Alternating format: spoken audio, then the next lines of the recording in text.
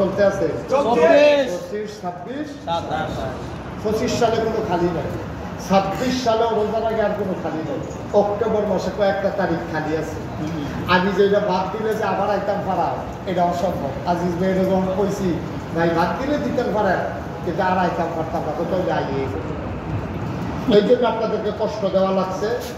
আমি সরি, আমি দুঃখিত যে আপনাদেরকে সুন্দর করে বসিয়ে একসাথে আনন্দ ঘন পরিবেশে আমি কথাগুলো বলতে পারলাম না বলে আমি দুঃখিত। আপনার ক্ষমা সুন্দর দৃষ্টিতে দেখবেন। যদি সুন্দর হতো, মাঠে সবাই বসে একেবারে গান জমকের সাথে কথা বলতে পারতাম।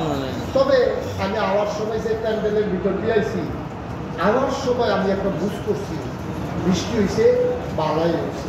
যদি খরান্না দিন হইতো, আপনারা যেই প্যান্ডেল করছে গোয়া লই একটা ফিগা ফিটি যাবে, এখানে গোয়া লইয়া এটা ফিডা ফিটি গেল।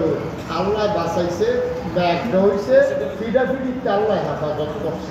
কারণ এই জায়গাটা কোনো ভালা দিনে লোক কোনো জায়গা দেওয়া যাইতো। সত্য কথা, যেটা আমার একটা বুঝ আছে তো ওইটা না যাও।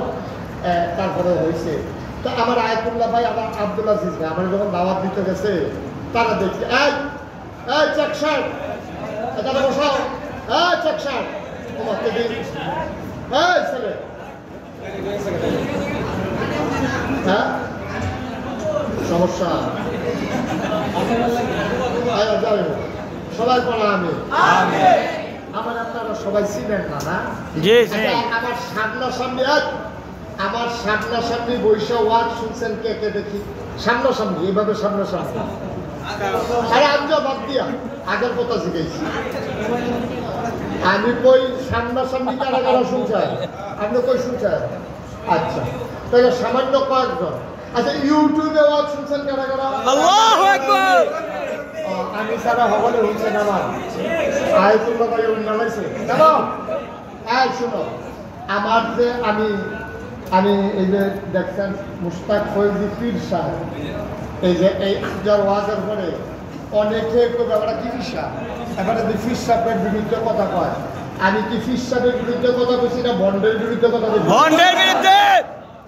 ফির সাহেবের বিরুদ্ধে একটা কথাও বলি নাই। যারা ফিরানির নাম দিয়ে টাকা কামাই করে, যারা ফিরানির নাম দিয়ে বইয়া বইয়া খায়, তো তার বিরুদ্ধে আমি কইতাম কি আল্লাহ বেরাই করে রাখছে না, ঠিক কিনা কও? আমি ওই ফির না। আপনি আমার এখানে গেলে আয়াতুল্লাহ ভাই, আব্দুল আজিজ ভাই গেছে, তাহলে জিগাইয়ের উপরে আমার সামনে জিগানোর দরকার নেই।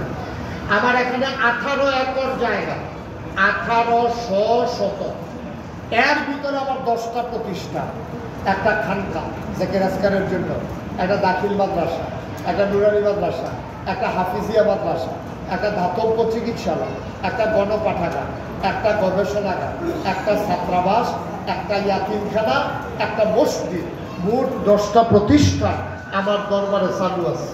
আলহামদুলিল্লাহ, আলহামদুলিল্লাহ, লড়াচড়া করো না, কথা শেষ করতে যাও।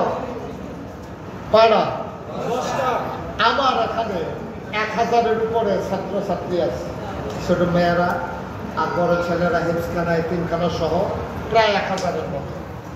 তো আমার এখানে যে মসজিদটা, এটাকে সুইটটা একটা টিনের মসজিদ আছে। তা আমি এটার ভিতরে নামাজ পড়াই। আমি মসজিদে যাওয়ানোর আগে মসজিদ পড়ে দেখি, এলাকার মুসল্লি ছাত্ররা যাওয়ানোর আগে মসজিদ হওয়ার জায়গা নাই, ওই দূরের মানুষ গাড়ি ঘোড়া কইরা আইয়া সেটা মসজিদে হইয়া থাকে। তা আমার যারা নিয়মিত তারা নামাজ পড়ে কোনো ওই বানুয়ে সানুয়ে ভেগে সেগে বিজ্জা তারা নামাজ পড়ে। আমি ভিতরে জায়গা পাইলাম না, খালি ইমাম দেখা পাইছি। তাহলে আমারও তারা বার করে দিল এই নমুনা মুসল্লিরা। তা আমি চিন্তা করলাম সারা জীবন তো দুনিয়া থাকতাম না, এত সুন্দর কইরা দৃষ্টিনন্দন স্থাপত্য শৈলী বন্দিত মুসলিম বিশ্বের এক অনন্য নিদর্শন একটা মসজিদ করার নিয়ত করো। তো মনে মনে নিয়ত কইরা আমার যারা দরবারে ইঞ্জিনিয়ার আছে 10 জনকে খবর দিলাম,